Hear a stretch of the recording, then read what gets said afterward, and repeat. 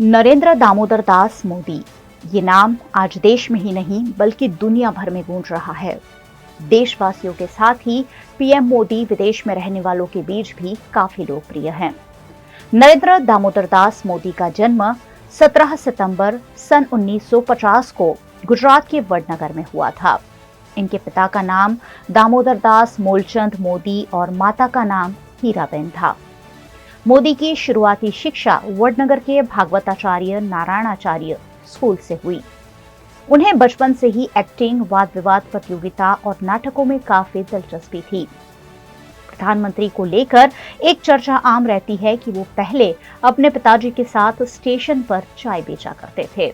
इसका जिक्र पीएम मोदी ने खुद कई बार अपने भाषणों में किया है। मित्रों, मेरे परिवार में 7 पीढ़ी में राजनीति का रवि मालूम नहीं है। मेरे परिवार में कोई राजनीति क्या होती कुछ पता नहीं मेरे परिवार में। और मेरा बैकग्राउंड भी बिल्कुल सामान्य गरीब परिवार का है। आप में से बहुत कम लोगों को मालूम होगा, मैंने पहली बार अभी 2 दिन पहले दिल्ली में आया था तो पहली बार अपने मुंह से मैं बोला था, मित्रों, मैं बचपन में रेल के डिब्बे में चाय बेचता था।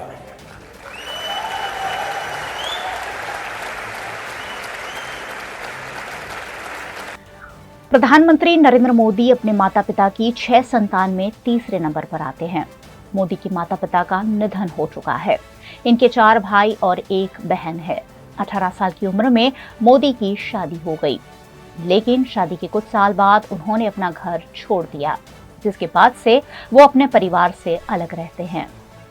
प्रधानमंत्री नरेंद्र मोदी का संघ से पुराना रिश्ता है। बात सन 1958 की है, जब दीपावली के मौके पर गुजरात प्रांत के प्रचारक लक्ष्मण राव इनामदार ने इन्हें बाल स्वयं सेवक की शपथ दिलाई। इसके बाद मोदी संघ के सक्रिय सदस्य बन गए। बीजेपी के दिग्गज नेता और देश के उप प्रधानमंत्री रहे लालकृष्ण आडवाणी को पीएम मोदी का राजनीतिक गुरु माना जाता है। सन 1985 में पीएम मोदी की राजनीति में एंट्री हुई और बीजेपी से वो जुड़ गए। मोदी की सक्रियता को देखते हुए उनको पार्टी में जल्द ही बड़ी जिम्मेदारियां मिलने लगी। सन 1988 और 89 में मोदी को गुजरात बीजेपी में महासचिव की जिम्मेदारी सौंपी गई। इसके बाद मोदी ने पीछे मुड़कर कभी नहीं देखा और सफलता की सीढ़ियां छूते चले गए। सन 1995 में मोदी को भाजपा का राष्ट्रीय सचिव बनाया गया।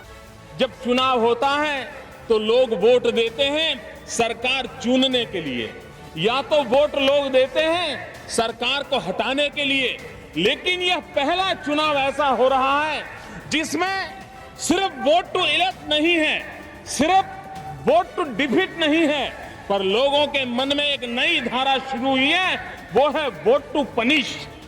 बात साल 2000 की है, जब गुजरात में भूकंप आया था। इससे राज्य में काफी तबाही हुई थी। इस घटना के बाद तत्कालीन मुख्यमंत्री केशुभाई पटेल ने सीएम पद से इस्तीफा दे दिया था। इस घटनाक्रम के बाद मोदी को दिल्ली से गुजरात भेजा गया और इस तरह मोदी पहली बार गुजरात के मुख्यमंत्री बने। उन्हें उनके अच्छे कामों के कारण गुजरात की जनता ने लगातार 4 बार 2001 से 2014 तक गुजरात का मुख्यमंत्री चुना। હું નરેન્દ્ર દામોદરદાસ મોદી ઈશ્વરના નામે સોગંદ લઉં છું ઈશ્વરના નામે સોગંદ લઉં છું કે કાયદાથી સ્થાપિત ભારતના કે કાયદાથી સ્થાપિત ભારતના સંવિધાન પ્રત્યે સંવિધાન પ્રત્યે હું સાચી શ્રદ્ધા અને નિષ્ઠા ધરાવીશ। હું સાચી શ્રદ્ધા અને નિષ્ઠા ધરાવીશ। 2014 में लोकसभा चुनाव हुए और एनडीए की तरफ से मोदी को प्रधानमंत्री पद का उम्मीदवार घोषित कर दिया गया। मोदी की आंधी में एनडीए ने इस आम चुनाव में प्रचंड जीत हासिल की और मोदी देश के प्रधानमंत्री बन गए। उस दौरान भारतीय जनता पार्टी के नेतृत्व में पीएम मोदी ने 282 सीटें हासिल की। मैं नरेंद्र दामोदर दास मोदी ईश्वर की शपथ लेता हूं कि मैं विधि द्वारा स्थापित भारत के संविधान के प्रति सच्ची श्रद्धा और निष्ठा रखूंगा। मैं भारत की प्रभुता और अखंडता का अक्षुण्ण रखूंगा। मैं संघ के प्रधानमंत्री के रूप में अपने कर्तव्यों का श्रद्धापूर्वक और शुद्ध अंतःकरण से निर्वहन करूंगा। इसके बाद इसी तरह 2019 में हुए लोकसभा चुनाव के दौरान एक बार फिर पीएम मोदी ने इतिहास रचते हुए 303 सीटों के बहुमत के साथ प्रधानमंत्री पद की शपथ ली।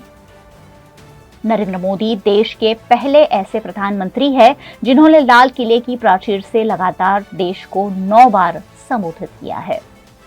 इतनी सारी सफलताओं के बीच भी देश के प्रधानमंत्री नरेंद्र मोदी पर कई तरह के सवाल उठते रहे हैं।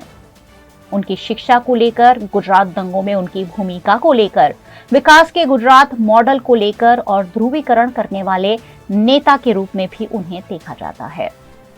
ऐसे में 2024 में प्रधानमंत्री मोदी का मैजिक बरकरार रहता है या इंडिया गठबंधन का जोर उन पर भारी पड़ जाता है, उस पर देश भर की निगाहें टिकी हुई है।